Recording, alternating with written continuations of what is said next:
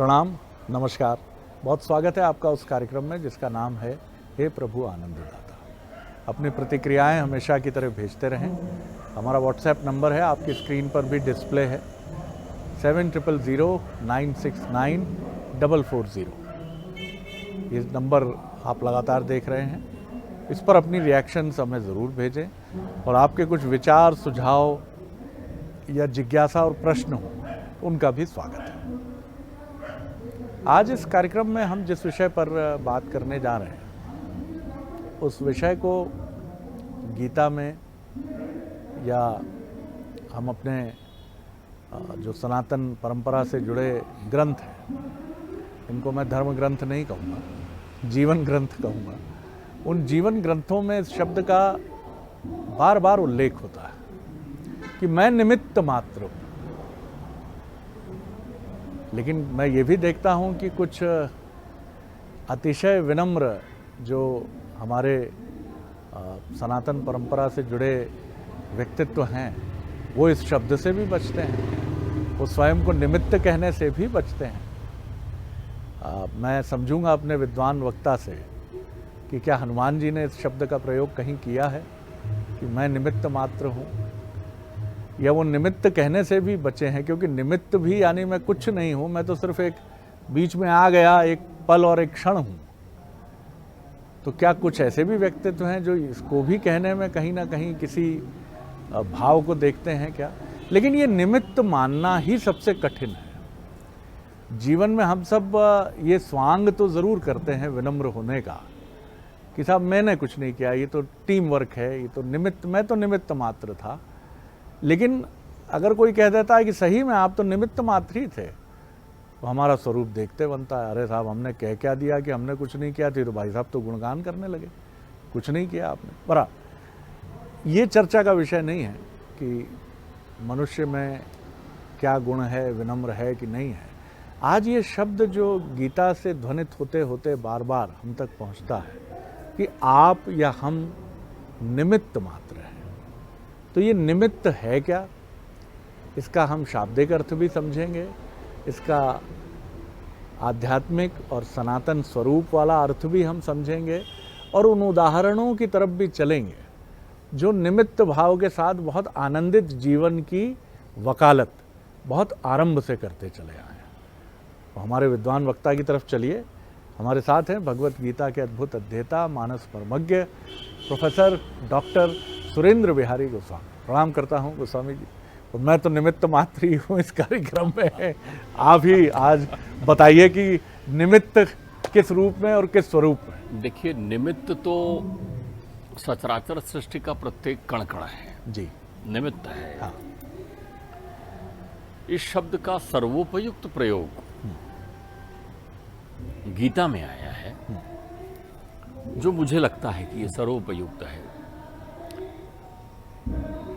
माया की गहरी पट्टी बंधी हुई है, अज्ञानतम से घिरे हुए हैं, आसक्ति पराकाष्ठा पर है, हाथ कांप रहे हैं, क्लेबयम हो गए हैं अर्जुन। घबराए थरमराए अर्जुन को नाना प्रकार के ज्ञानोपदेश के मध्य होने लगता है कि नहीं, इसे थोड़ा झकझोरने की जरूरत है। तो परमात्मा अपना विराट स्वरूप का दर्शन कराते हैं जी। जब भगवान अपना विराट स्वरूप दिखाते हैं, भगवानत्व प्रकट करते हैं वहां पर, तो अर्जुन डरते हैं। परमात्मा कहते हैं काल वो हम, मैं ही काल हूं। वो देखते हैं सब मरे हुए लोग हैं, सबको मार रहे हैं, सब जितने खड़े हैं, जितने भी युद्ध में बड़े बड़े सूरवीर खड़े हैं, उन सबका वध तो परमात्मा कर ही रहे हैं। वो सारे लोग वधे हो चुके हैं। फिर परमात्मा उनको सावधान करते हुए कहते हैं कि निमित्र मात्रम भवम सव्यसाची। अरे तू निमित्त बनना स्वीकार कर, तू तो राज्य को भोग, अपने कर्म फल जितने भी तुझे भोग के लिए मिले हैं वो सारे भोग, युद्ध जीत और भोग, रहा सवाल युद्ध करने का, तो तू निमित्त मात्र है सव्यसाची, केवल निमित्त है। अब इसको बड़ी सहजता से हम समझें तो पहले बोलचाल की भाषा लेते हैं।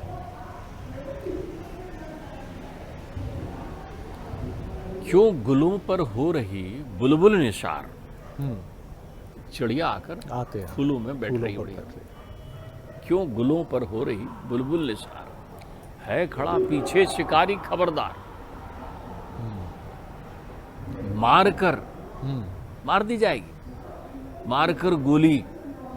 अब शिकारी ने एक तीर कमान हाथ में ले रखा है, एक बंदूक हाथ में ले रखी है और बंदूक से वो गोली मारता है। जैसे ही गोली लगती है उस चिड़िया को, वो चिड़िया मर जाती है। आप ध्यान रखिएगा, यहाँ लगी क्या उसे? गोली। गोली। मारा किसने? मारा किसने? शिकारी। जब भी किसी की हत्या कर देता है कोई, तो कहते हैं अरे साहब वो रामलाल ने मार दिया श्यामलाल को। मारने वाली चीज तो वो वस्तु है जो काहे से मारा? तो तीर कमान से मारा, तीर, तलवार गोली से से मारा, मारा। गोली से मारा। ये तो निमित्त है ना, निमित्त। हाँ हाँ। तो निमित्त का कोई अस्तित्व नहीं है। गोली का, तीर का, तलवार का, चाकू का, अर्जुन का कोई अस्तित्व नहीं है। ये तो निमित्त है, करने वाला तो वो है। राई घटे न तिल बढ़े, जो जस लिखी ललार। ध्यान रखिएगा, प्रारब्ध कर्म को भोगने के लिए हम इस संसार में आए हैं। एक बड़ी विचित्र कथा है संसार की। बीज से पेड़ और पेड़ से बीज तैयार होता है। बीज से पेड़ और पेड़ से बीज तैयार होता है, फिर बीज से पेड़ तैयार होता है। तो जब तक बीज है तब तक पेड़ है, जब तक पेड़ है तब तक बीज है। तो बीज और पेड़ का ये खेल कभी खत्म नहीं हो सकता। इसे ही कर्माशयन कहते हैं। कर्म मूल है, मूलानि कर्माणि। क्यों कर्म मूल है? आपने कर्म किया नहीं, बीज हो गया वो। बहुत अच्छा। कर्म करते ही प्रारब्ध बन गया आपका। तो प्रारब्ध मतलब वृक्ष, वृक्षस्वतेत वृक्षा। जिसको काटने के बाद फिर हो जाए, काटने के बाद फिर हो जाए, वही वृक्ष है, वही तो जन्म है, भोग। तो तुझे तो न जाने कितने अनंत जन्म लेने हैं और भोगना है। कब तक भोगना है? एक सांस तेरी सुनिश्चित है। अस्पताल में यदि भर्ती है तो वो ऑक्सीजन का ढेर लगा दे, लेकिन जिस पल तक तुम्हारे भोग निश्चित हैं, उसी पल तक, उसी क्षण तक तुम्हारे सांस चलेंगे, उसके अतिरिक्त नहीं चलेगा। तो वो निमित्त है तुम्हारे भोग का। तो तुम्हारा ये शरीर, तुम्हारा ये जीवन, उनके किसके निमित्त है? परमात्मा के, परब्रह्म परमेश्वर के निमित्त है। तुम निमित्त मात्र हो। अर्जुन के तरकस से बाण निकल रहा है, भीष्म को लग रहे हैं, तो लोग बोलेंगे अरे वो अर्जुन ने मार दिया, भीष्म का संहार कर दिया, या भीष्म को बाण मार दिए। ठीक है, अर्जुन ने। तो किसी से पूछिए, भीष्म पितामह को किसने से सैया पर, अपने सरों की सैया पर सुलाया था? तो अर्जुन ही कहेंगे ना। अब वहां पर धनुष तो चला गया ना, गांडीव ने थोड़ी मारा है वहां में। तो परमात्मा यही कह रहे हैं कि देख, तू निमित्त है। तो संसार में हम भी अपने कर्म फल के निमित्त हैं। हम जो भी कर्म करते हैं उसका फल हमें सुनिश्चित मिलता है, और वही फल फिर से बीज में परिवर्तित हो जाता है और फिर से जीवन मिलता है। ये अनवरत चक्र चलते रहता है जीवन में। तो परमात्मा कह रहे हैं कि ये शरीर भी तेरा निमित्त है। कालिदास कहते हैं, बड़ी सुंदर संरचना करते हैं, और कालिदास कहते हैं शरीरम आद्यम खलु धर्म मूलम। ये शरीर जो है धर्म के लिए मुख्य साधन है, मुख्य साधन है, मुख्य। अब देखिए, 4 तत्व हैं, धर्म अर्थ काम मोक्ष, जिस पर अपनी चर्चा हो गई। अर्थ और काम 2 पृथक तत्व हो गए। ये प्रारब्धगत है, ये फल है, बीज का फल जो बना ही हुआ है। इसी कारण आपको बार बार 84 में जाना पड़ता है। कर्माशयन का नाश नहीं होता, वो फल है आपका। तो अब चलिए, वो फल तो प्रारब्धगत हो गया। लेकिन धर्म कैसे करेंगे? क्या है निमित्त धर्म का? ये शरीर। ये शरीर ही मुख्य साधन है धर्म का। इस शरीर के द्वारा धर्म कर, ताकि मुक्ति मिल सके तुझे। तो फिर ये फल खाने तेरे को बार बार नहीं आना पड़ेगा। इसलिए परमात्मा कह रहे हैं कि तू निमित्त मात्र बन, लेकिन निमित्त बनने में चूक ना कर।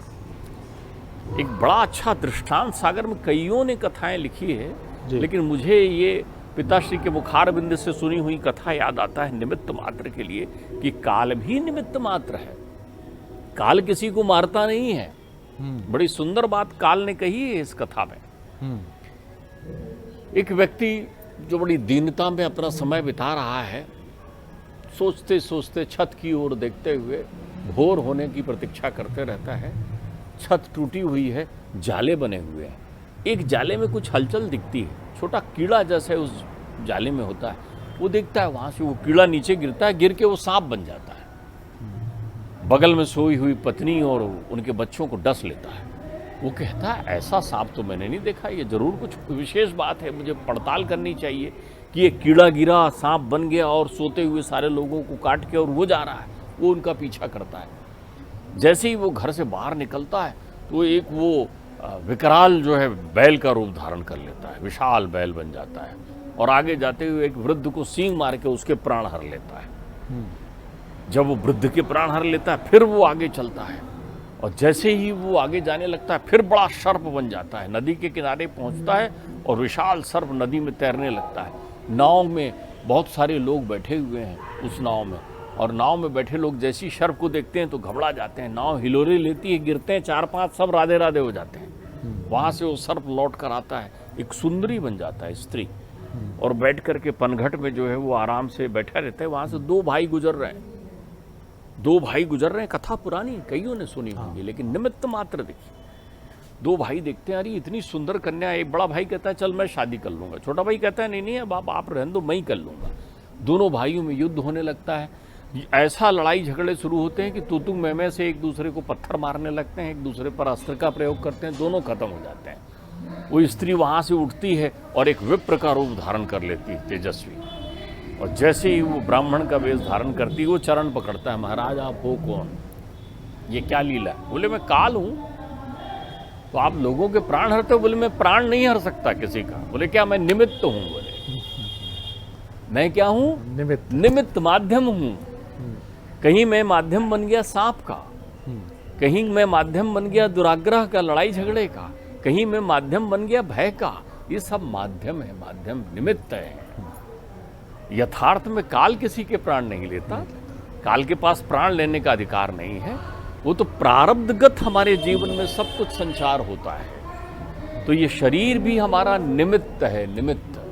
तो क्या इस निमित्त का उपयोग हम मुक्ति के लिए कर रहे हैं क्या? परमात्मा ने बड़ा प्रेम करके, बड़ा लाड़ देके कि मेरे बच्चे को देखो मेरे पास बुलाना है, तो निमित्त बनाकर भेजा है तुम्हें। निमित्त बनाते हैं। उस निमित्त का उपयोग कैसे करते हैं? देखिए, योग वशिष्ठ में एक बड़ी सुंदर व्यवस्था है। योग वशिष्ठ में एक अरिष्टनेम नाम के राजा का वर्णन आता है योग वशिष्ठ में। अरिष्टनेमी जो हैं वो अपने शासन को सौंप करके अपने पुत्र को वैराग्य धारण करके और तपस्या करने बैठ जाते हैं। तो इंद्र उन्हें बुलाने के लिए यान भेजते हैं दूत के द्वारा कि भाई उनको लेकर आओ, उनको स्वर्ग में हम सहर्ष स्वीकार करते हैं, इतने धर्मात्मा है। तो वो वहाँ पहुँचते हैं। वो कहते हैं, भैया आपको इंद्र देवता ने याद किया है। बोले कहाँ? बोले स्वर्ग। अच्छा मुझे स्वर्ग मिलेगा, तो तुम मुझे स्वर्ग की विशेषता बताओ, वहाँ क्या होता है।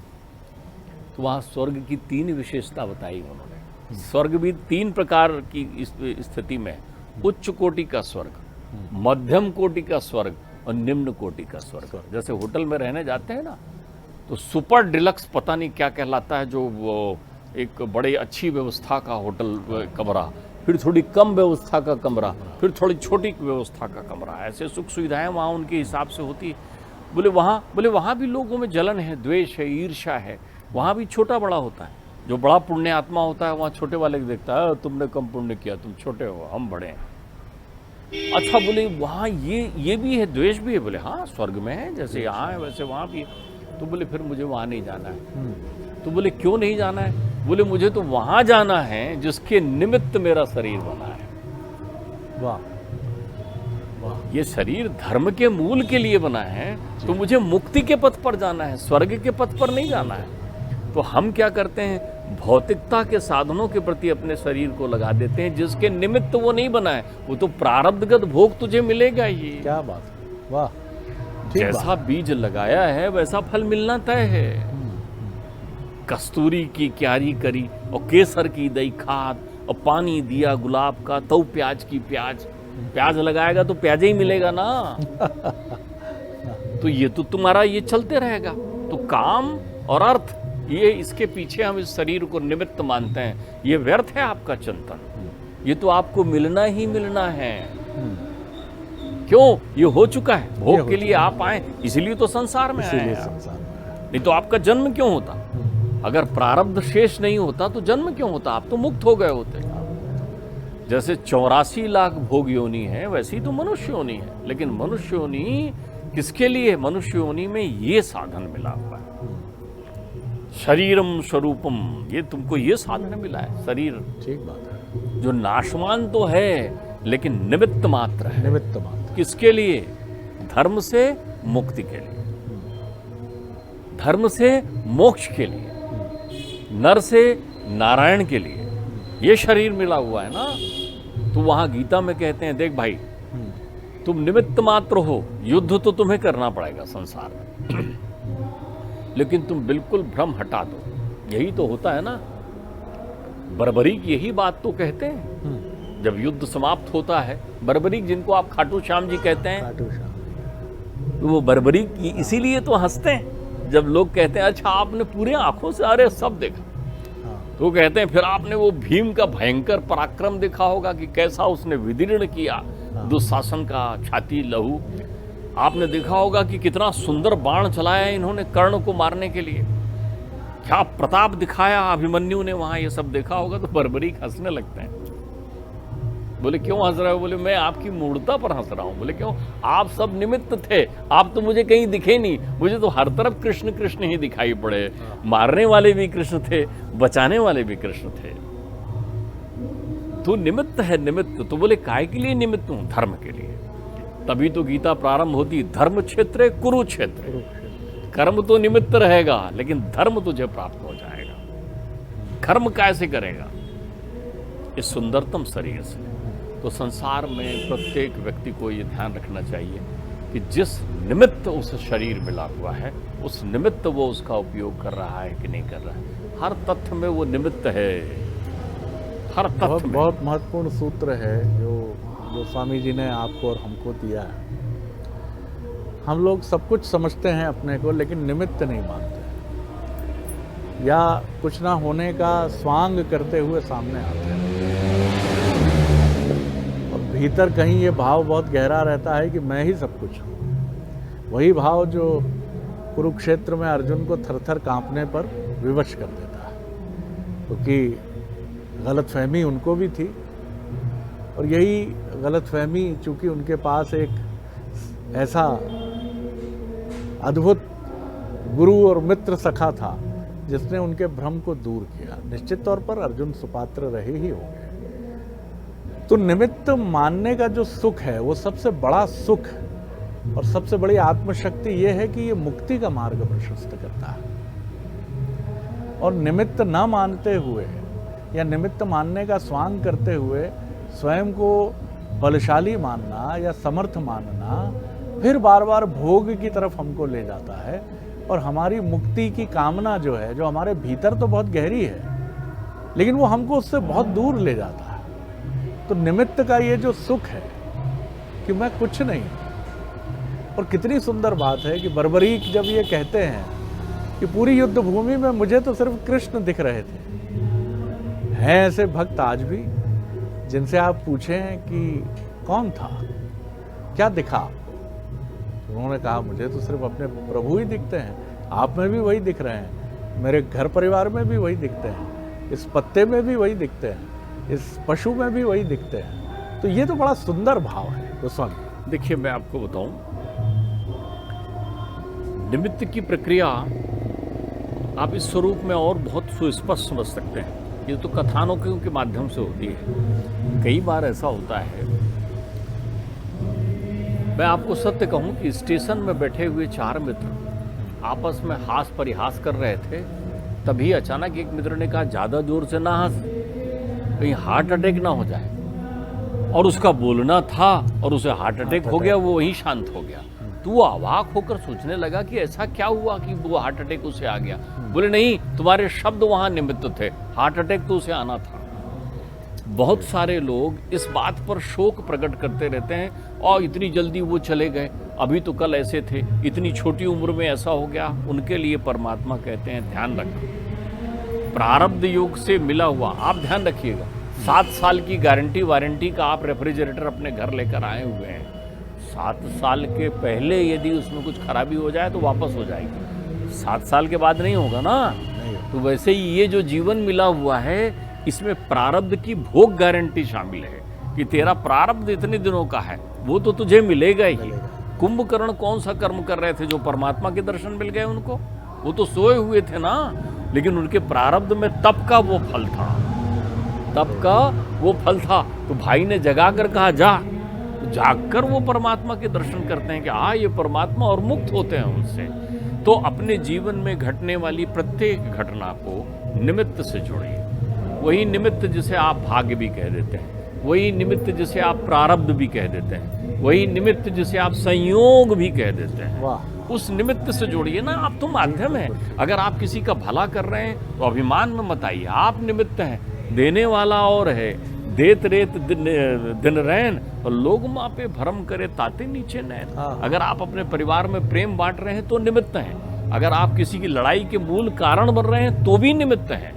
निमित्त सकारात्मक भी हो सकते हैं, निमित्त नकारात्मक भी हो सकते हैं, निमित्त दुख का भी हो सकता है, निमित्त सुख का भी हो सकता है। लेकिन जिस पल निमित्त आनंद का हो जाता है तो वहां सुख और दुख तिरोहित हो जाता है, तब तेरे जीवन की पूर्णता तुझे प्राप्त हो जाती है, तब तेरे जीवन में सूर्योदय होता है मुक्ति का, तब तू जीते जीते मुक्त हो जाता है जिस पल तू अपने शरीर को सत्कर्म का निमित्त मान ले। निमित्त मात्र यही सबसे महत्वपूर्ण प्रस्थान बिंदु है इस चर्चा का, कि निमित्त ही औषधि है।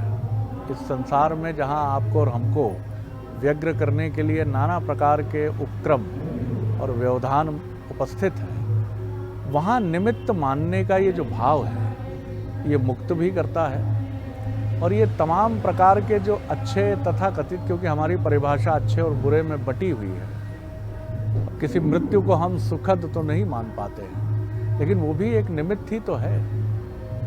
निमित्त था, योग था, जब तक, जैसा उदाहरण डॉक्टर साहब ने दिया कि इतनी जोर से ना हंसो हार्ट अटैक ना हो जाए, और उसी क्षण घट गया हो, तो इसके लिए दोषी वो व्यक्ति नहीं है, वो तो निमित्त था। उसने शायद मजाक में कहा, शायद हंसाने के लिए कहा, शायद नाराज होकर कहा, लेकिन उसे क्या मालूम था कि ये घटने वाला है।